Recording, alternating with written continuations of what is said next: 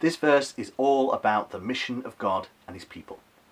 It speaks of how our life together witnesses to God's mighty acts of rescue.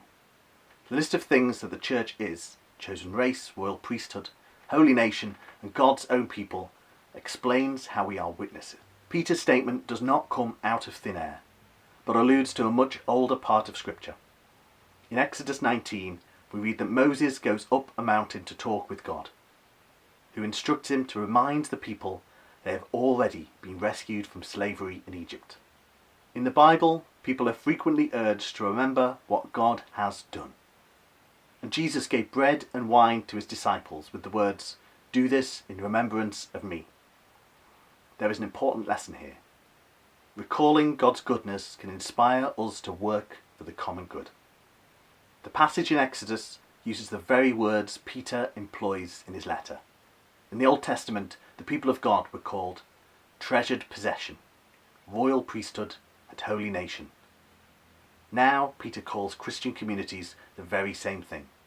God's own people is synonymous with being a treasured possession. But what do the other terms mean? A royal priesthood belongs to the king, in this case, God himself. But why is a people called a priesthood? A priest is an intermediary, someone who stands between God and people. By calling the whole people of God a priesthood, Moses and then Peter indicate that this community mediates between God and the world. So rather than being chosen simply to receive blessings and keep them to themselves, the people are called to make God's blessings known. This is crystal clear in the prophecy of Isaiah, which says that the chosen race are to declare God's praises. See Isaiah 43, 20-21. They do this by being a holy nation.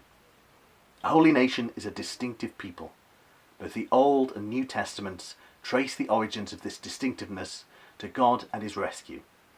The Bible affirms that a community that has been rescued by God should take care of others.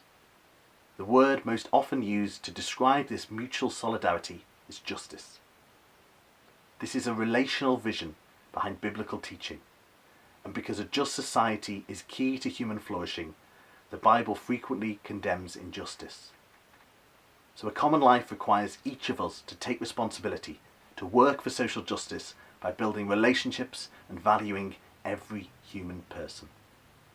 Often countercultural, our mission involves protecting the vulnerable, including the excluded, and serving the wider community. This is because being a holy nation not only witnesses to God's past salvation, but also serves as a model of how things could be. 1 Peter 2:9 leads us in this direction.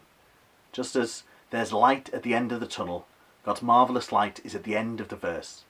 People of God are described as a chosen race, holy nation, royal priesthood, and God's own people because they have experienced God's light.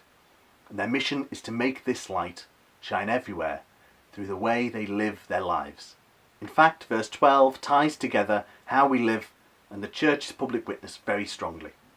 Conduct yourselves honourably among the Gentiles, so that, though they malign you as evildoers, they may see your honourable deeds and glorify God when he comes to judge. Since God's glory cannot be seen, it is often described as radiant light. It's a metaphor for God himself. The final book of the Bible paints a picture of a new heaven and a new earth with God at the centre.